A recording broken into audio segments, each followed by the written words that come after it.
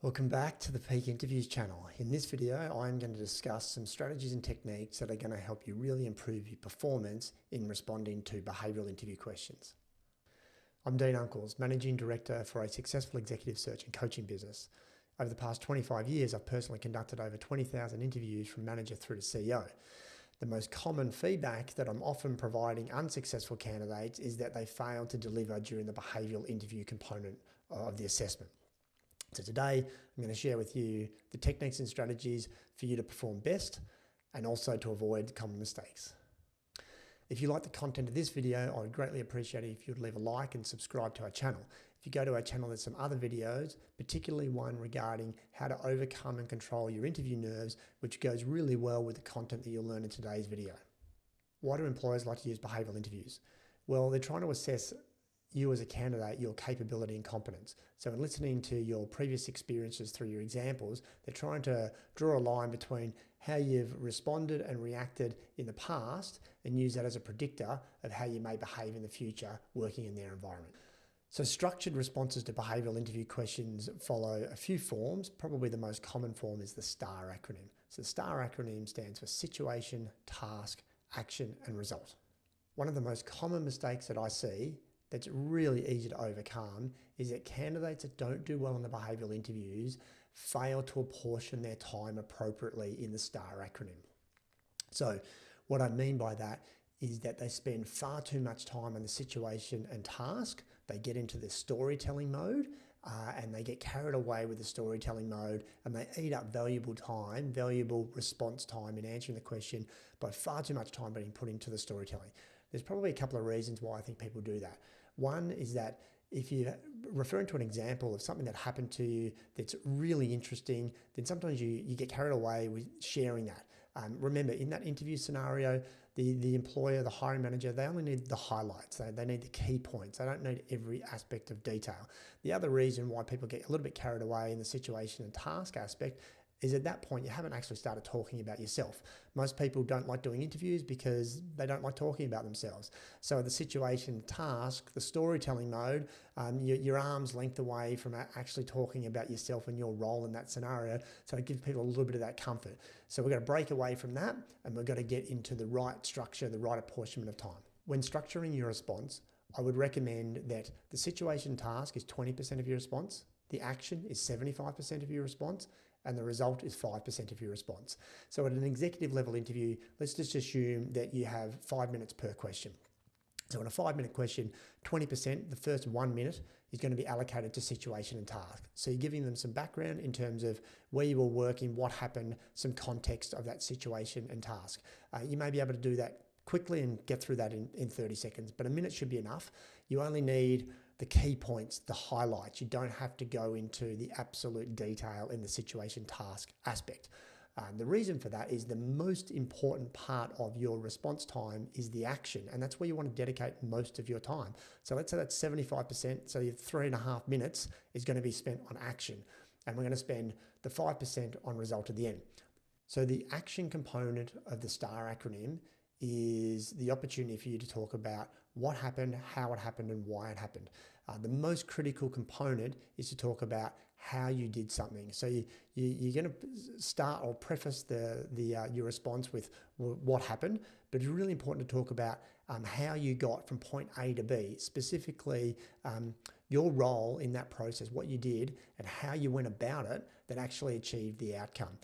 The why component is going to give you an opportunity to talk a little bit about your decision making, your judgment, your strategic thinking, why you made a particular choice and went in one pathway versus another pathway. So one of the most common mistakes in this part of the question is that candidates focus on what happened and they fail to talk about how they did it. So make sure you talk about how you achieved a particular outcome, your role and contribution. So the final part of the STAR acronym is the result. So as I said, that may be 5%, 30 seconds to round out your response. What happened? What was the outcome? Remember, it doesn't always have to be a perfect outcome. Sometimes candidates get hung up on trying to find an example that had a perfect outcome. Sometimes working on a really complex and challenging scenario that didn't have a perfect outcome can be a great way to showcase to the panel that you have resilience, commitment, agility, you can lead your team through setbacks, and how you responded to those things. Now that you know the STAR acronym and the strategies and techniques to work within that model, let's look at some other common mistakes. When responding to the STAR acronym, they're typically asking you to provide a specific example. So one of the common mistakes is that candidates provide a generalization or a summary of their experiences. They're asking you for a specific example of something that specifically happened at one of your employment roles. So don't summarize your last 10 years of experience. It loses impact, and your response is not going to stack up anywhere near as strong as another candidate that provides a specific example. And even worse, if you're constantly providing generalization, the panel will pick that up and they'll finish their assessment and say that you failed to provide specific examples for any of the questions. Avoid hypothetical statements. They're asking for a specific example of what you do. They're not asking for an academic response of your understanding of the best principles of leadership or strategic thinking or risk or whatever other aspect. They want to know what you've done in that space, not how well you know that category. So absolutely stay away from theoretical or hypothetical responses unless they're specifically asking a hypothetical question, which is in a different category. But if they're asking for a specific example in your career, be specific. Don't fall into the trap of hypothetical or theoretical responses. A really simple trap that people fall into, really easy one to avoid, is they use the we pronoun. So in describing your responses, you're referring to yourself as we instead of I. Now that's an easy trap to fall into because as an executive, many of the outcomes you deliver are done in a team setting. So it's really important to give some context, let the panel know that it was a team contribution, but your role in that team contribution was X. And then once you've set the scene, you're going to talk about what you did. If you maintain the we plural, it makes it really, really difficult for the selection panel to determine what you did in that scenario because it's a team exercise, so your role or contribution is unclear. And your role in these responses is to give them a really clear understanding of your capability and competence, which is why you've got to refer to yourself in first person. Another tip or something to avoid is avoid using gold-plated examples. And my recommendation is that your examples are drawing on scenarios, experiences that you've had that are challenging and complex. So my reference to that is use those examples that have some grit or some sandpaper to them. So they were complex, they were challenging, they're going to make the story, the situation and task a little bit more interesting. They're absolutely going to make your contribution, talking through the action component, far more interesting to look about how you navigate and overcome some of those challenges if it was a challenging or a complex scenario. If it was gold-plated where everything seemed to go perfect, you're not showcasing your capacity to work in complex, challenging scenarios.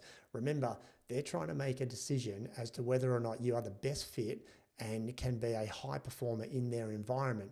If their environment is highly complex and challenging, and all of your examples are gold-plated and sound very easy, it's very, very difficult for them to make a translation to say, can you perform and succeed in their environment when you're not giving them any evidence that you've succeeded or performed in other environments that are similar to theirs that have that level of complexity and challenge. So stay away from the gold-plated examples and try and pick some examples that have some substance to them that were challenging and complex.